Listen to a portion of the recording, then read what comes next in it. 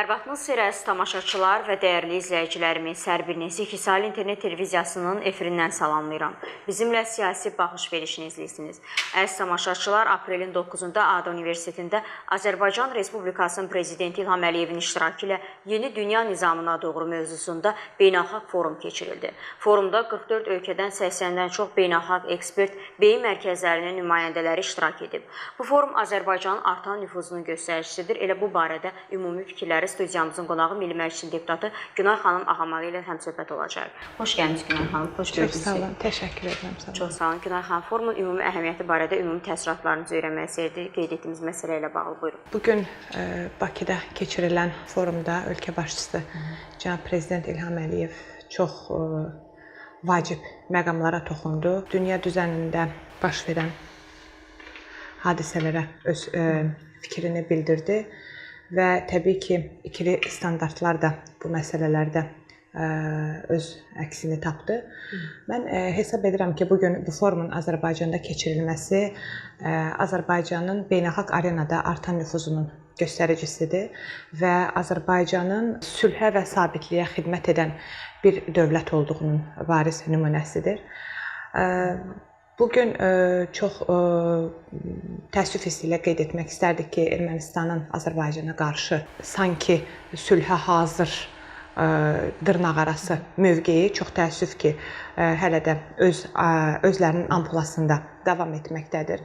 Mən hesab edirəm ki, Ermənistan hökuməti, rəsmi İrəvan artıq öz mövqeyində bir dönüş etməlidir. Bugün ölkə başçısı möhtərəm cənab Prezident forumda da buna xüsusi diqqət yetirdi ki, Ermənistan sülh sazişinə hazır olmalıdır və özünün konstitusiyasında və hüquqi normativ aktlarında dəyişiklik etməlidir ki, gələcəkdə Azərbaycana qarşı hər hansısa bir ərazi iddiası onların bu kimi sənədlərində öz əksini tapmasın.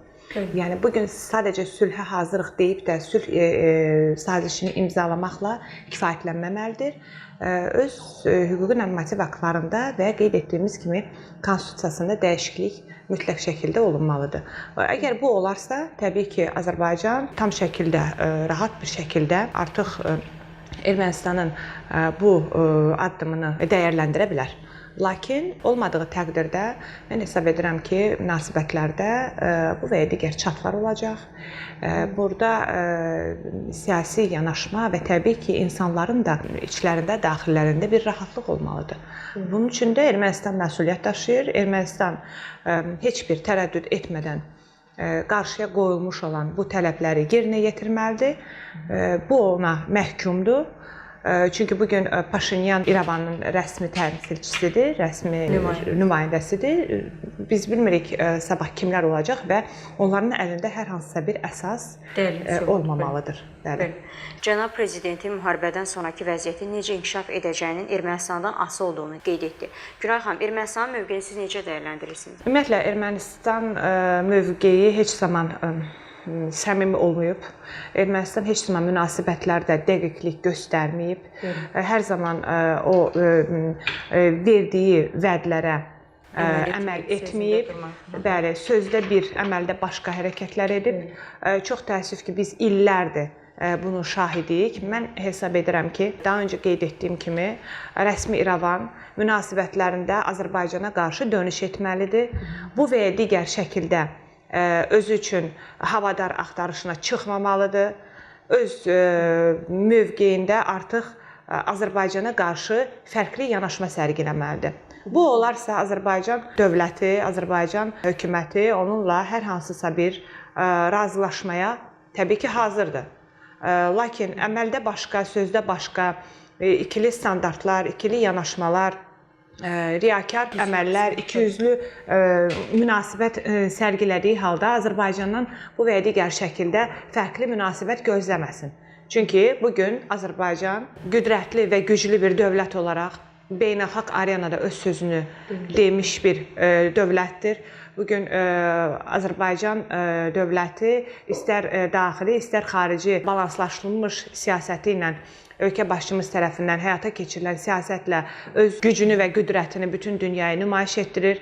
44 günlük Vətən müharibəsi zamanı və 23 saatlıq antiterror əməliyyatı zamanı Azərbaycan istər hərbi, istər siyasi, istər iqtisadi gücünü, prezident, xalq, ordu birliyini, həmrəyliyini ortaya qoydu, nümayiş etdirdi və bununla da beynəlxalq arenada Azərbaycan böyük güc sahibi olduğunu göstərdi. Baxmayaraq ki, biz bu günə qədər, düzdür, qardaş ölkə tərəfindən, Türkiyə tərəfindən biz müəyyən, təbii ki, isti münasibəti, doğmalığı hiss etmişik hər zaman, lakin arenada, müharibə arenasında, müharibədə biz tək idik.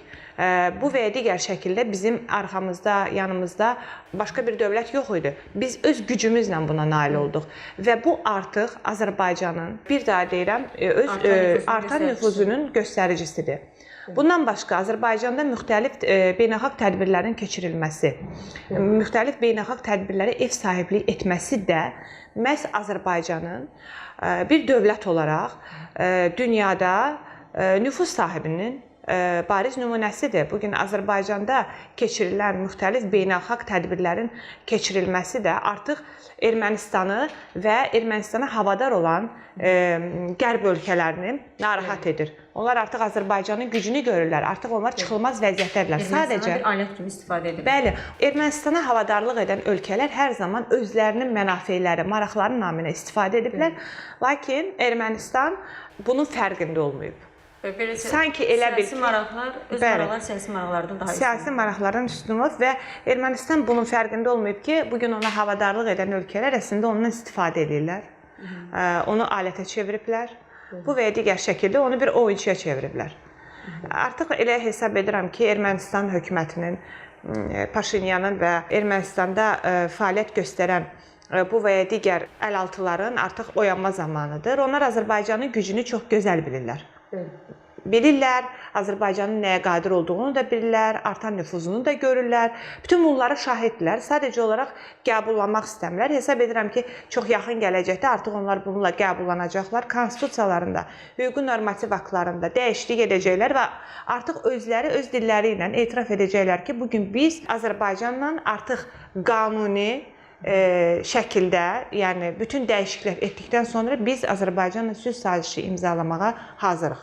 Yəni bu sözdə və əməldə hesab edirəm ki, bir olmalıdır və bir olacaq da artıq Ermənistanın oyanmaq zamanıdır. Günel xanım, bu məsələlərlə paralel olaraq böyük qayıdış prosesi ilə bağlı ümumi fikirlərinizi və təsərrüfatlarınızı öyrənmək istərdik. Azad olmuş torpaqlarımızda, ərazilərimizdə hal-hazırda abadlıq, quruculuq işləri, yəni cari vəziyyət necədir? Bu barədə nə demək istərdiniz? Çox böyük qürur və fəxrlə qeyd etmək istərdim ki, Azərbaycan böyük qayıdış konsepsiyasını uğurla həyata keçirdi. Həmçinin bir millət vəkili olaraq ilk dəfə olaraq azad olmuş torpaqlara ayaq basanda nə hiss etdiniz? Hansı duyğular keçirdiniz? Çox duyğusal bir deməli mövzuya toxundunuz Səbinə xanım. 44 günlük Vətən müharibəsindən sonra və 23 saatlıq antiterror əməliyyatından sonra bugün Azərbaycanın böyük qayıdışı həyata keçirməsi olduqca qürur vericidir. Biz hər birimiz böyük fəxrlə bu sevinci paylaşırıq.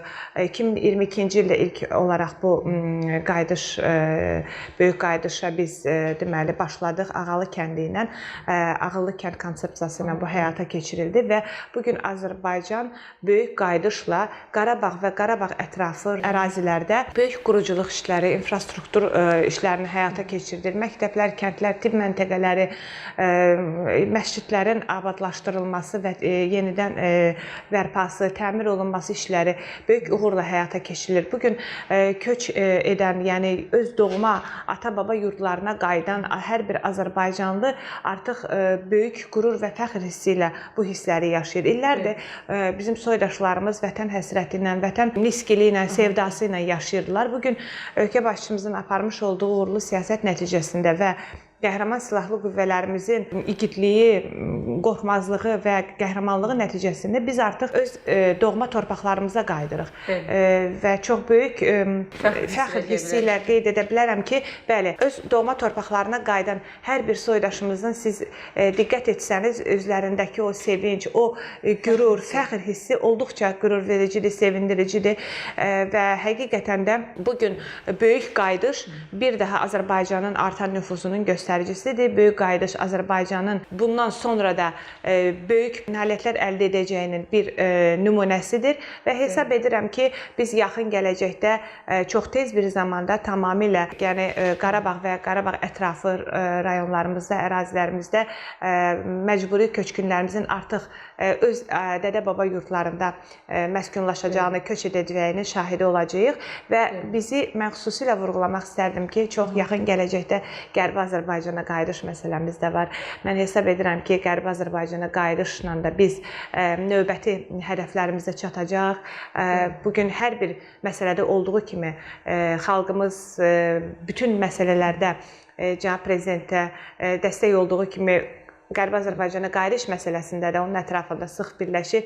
Bunun üçün bilirsiniz ki, böyük işlər görülür, böyük addımlar atılır və bugün Qərbi Azərbaycandan olmayan belə insanlarımız Qərbi Azərbaycan məsələlərində böyük fəallıq göstərirlər, öz fəaliyyətlərini ortaya qoyurlar. Hesab edirəm ki, bəli, biz Qərbi Azərbaycandan olan soydaşlarımızın, içi mən daxil, çox tezliklə Qərbi Azərbaycan torpaqlarına qayıdış sevincini də paylaşacağıq və hesab edirəm ki, o gün çox da uzaqda deyil.